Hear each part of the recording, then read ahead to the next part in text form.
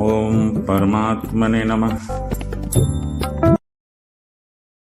प्रायः साधना करने वाला ईश्वरी संकेत को आसानी से समझ नहीं पाता है और उस ईश्वरी संकेत को गलत अर्थों में लेकर वह व्यवहार करने लगता है। ऐसे अनेकों शास्त्र भरे पड़े हैं जिसमें उस तरह के संकेत को लोग गलत दिशा में ले जाते हैं। एक कहानी के रूप में इसको स्पष्ट किया जा रहा है कि बहुत पहले की बात है। एक महान त्यागी अपने युवावस्था में घोर साधना के बाद 16 साल की आयु में ही अवधूत बन गए थे।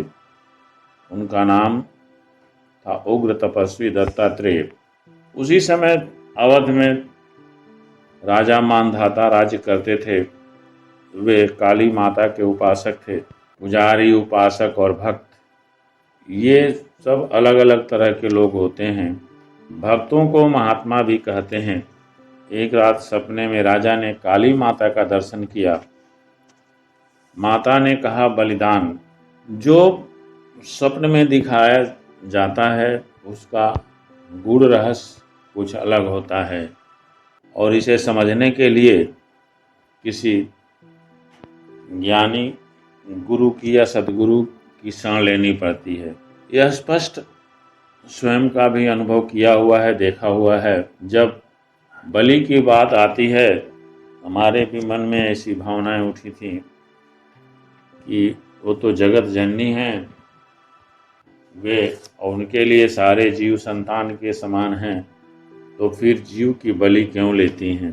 तो वहाँ दिखाया गया है कि पशु बलि का जो संकेत कुछ महात्माओं ने सुना था या देखा था, उसका अर्थ पाश्विक गुणों की बलि बताया गया है, पशु बलि नहीं। पशु के रूप को दिखाया गया है, लेकिन जो महापुरुष होंगे, जो सद्गुरु होंगे, वह इस बात को समझ जाएंगे कि सत्व गुण में तमोगुणी बलि या तमोगुणी भोजन कैसे कोई ग्रहण कर सकता है और सूक्ष्म लोक में स्थूल का तो कोई भोजन करता नहीं है। ये रहस्य वाली बातें होती हैं। तो जैसे स्वप्न में बलिदान शब्द सुनाई दिया और माता जी के कहने का यही अर्थ था कि अपने अहंकार का बलिदान कर मेरी भक्ति प्राप्त कर। भक्ति का मूल अहंकार की बलि देना होता है। बिना अहंकार को छोड़े हुए हम भक्त नहीं बन सकते हैं। अहंकार लेकर कोई भक्त नहीं बनता है। लेकिन राजा के यह बात समझ में नहीं आई। अब वह सोचने लगे कि बलि के लिए माता ने आदेश दिया है, अर्थात किसी आदमी का बलिदान मांग रही हैं। कोई किसी का लक्ष्य नहीं देखता है। राजा को भय और चिंता से रात भर नींद नहीं आई। वो प्रातः मंत्री से कहे कि राज्य भर में वह मुनादी करवा दो कि जो आदमी काली माता का बलिदान बनेगा उसके घर वालों को राजा 1 लाख रुपए देगा। इस पवित्र काम के लिए किसी नवयुवक को अग्रसर होना चाहिए। यह उद्घोषणा किए हुए करीब 1 वर्ष हो गया। एक दिन राजा ने फिर वही सपना देखा और सुना वही बलिदान का शब्द।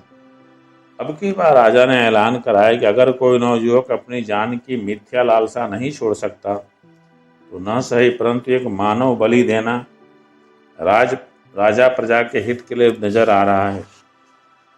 अगर कोई किसी बूढ़े, अंधे या पागल को इस पवित्र काम के लिए राजी कर लेगा तो उसे 1 लाख का पुरस्कार मिलेगा। और इसके भी 1 साल हो गए। बहुतेरे बूढ़ों से उनके घर वालों ने कहा कि आखिर 2-1 साल में स्वयं ही मर जाओगे, क्यों न घर वालों को 1 लाख दे करके मरो। परंतु अपने हाथ अपनी मौत बुलाए कोई राजी नहीं हुआ। एक रात फिर वही स्वप्न दिखाई दिया। राजा बहुत घबरा गया। राजा निश्चय कि अब खुद उसे किसी आदमी की खोज करनी पड़ेगी। शिकार खेलने के बहाने राजा दिन ब दिन इधर उधर घूमने लगा। 7वें दिन एक जंगल में एक आम के वृक्ष के नीचे राजा ने भक्त दत्तात्रेय जी को चुपचाप बैठे देखा। राजा ने सोचा जैसे भी हो इसे ले चलना चाहिए। झूठ बोलूंगा, जालसाजी करूंगा, लेकिन इस लड़के का बलिदान जरूर दूंगा।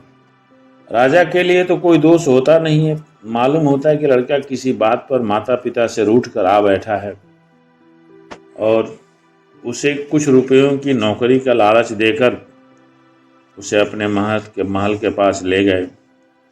यह सोच भी उस समय थी, क्योंकि हर युग में हर एक की सोच रहती है।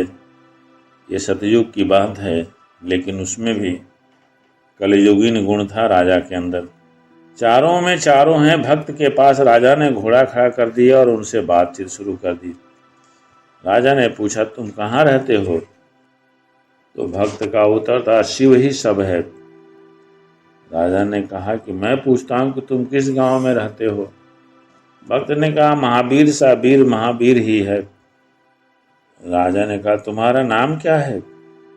फिर उत्तर दिया, अंतिम गुरु दो हैं, एक कच्चा बाबा एक सच्चा बाबा। राजा थोड़ा झल्लाते, मैं यह पूछता हूँ कि तुम्हारा नाम क्या है? भक्त ने कहा, जो सत्य होगा वही सुंदर होगा, वही शिव होगा। अब राजा परेशान हो गया कि मैं कहता हूँ कुछ और, ये सुनता है कुछ और। वजह क्या है? ये तो बहुत सुंदर लड़का है, गरीबी की वजह से जंगल में बैठा है, अंड संड बके जा रहा है, शायद ये पागल हो गया है। राजा ने कहा, तुम चोरी करके भागे हो, मैं राजा हूँ, मैंने तुमको गिरफ्तार किया है। भक्त ने कहा, नेम का राजा रामचंद्र, प्रेम का राजा कृष्णचंद्र। राजा ने कहा, मेरे पास तुम्हारा वारंट है। फिर वही बात, भक्त ने कहा, शिव ही सब है, सब ही शिव है। राजा ने कहा, चुप रहो। भक्त, माया बन रही है परमात्मा और परमात्मा बन रहा है जीवात्मा, अब कैसे कल्याण होगा? इतना कहकर वह रोने लगा। इसके आंखों से आंसू गिरने लगे। राजा निश्चय किया लड़का पागल है। वे घोड़े से उतरकर उस लड़के को अपने पीछे घोड़े पर बैठा कर महल। राज्य के पूर्व में काली माता के मंदिर पर बहुत भीड़ भाड़ थी। सुबह से ही हवन कर रहे थे। दोपहरी के 1 बजे एक सुंदर लड़के का बलिदान होगा। लड़के लड़की नर नारी सभी आ रहे हैं। पुलिस सबको गोल चक्कर में बिठा रही है। सिपाही कहते थे, शोर मत कर, राजा साहब पधार रहे हैं। ठीक 12 बजे एक बंद पालकी आई। हाथ में नंगी तलवार लिए राजा साहब उतरे। हाथ पैर बंधा एक लड़का भी पालकी से उतर आया। दोनों आकर हवन के पास काली माता के सामने खड़े हो गए। लोगों ने उन दोनों को देखा। दत्तात्रेय को देखकर सब चकित और सम्मोहित हो गए। ब्रह्मा, विष्णु और शंकर तीनों के आशीर्वाद से भक्त जी का जन्म हुआ था। माताएं कहने लगी, अगर यह बच्चा होता तो राजा की दाढ़ी में सिलाई लगा देता।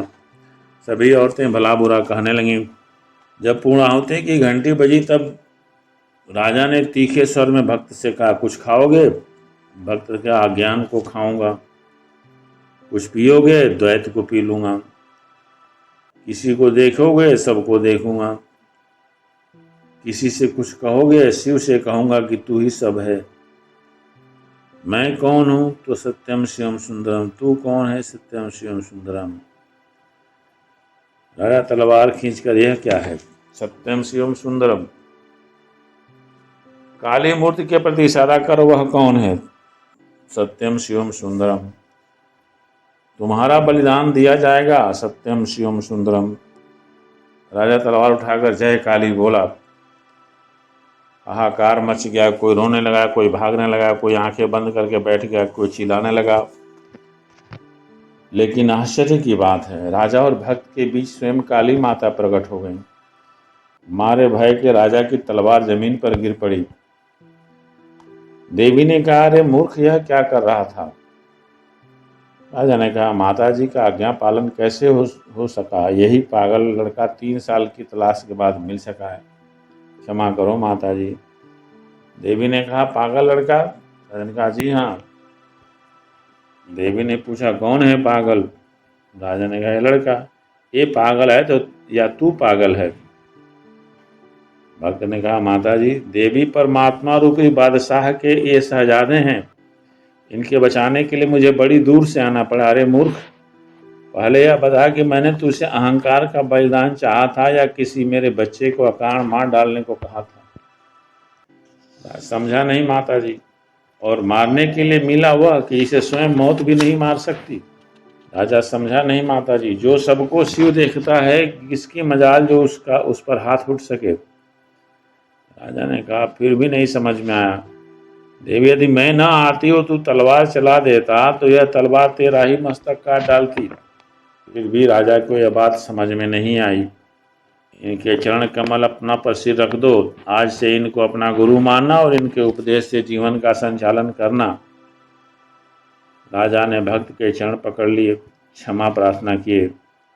देवी अंतर्ध्यान हो गई। अमीर को उठाकर फकीर ने छाती से लगा लिया।